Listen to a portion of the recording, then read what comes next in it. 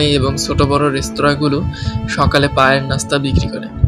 সকালবেলার নাস্তা হিসেবে পায়ের বেশ চাহিদা আছে।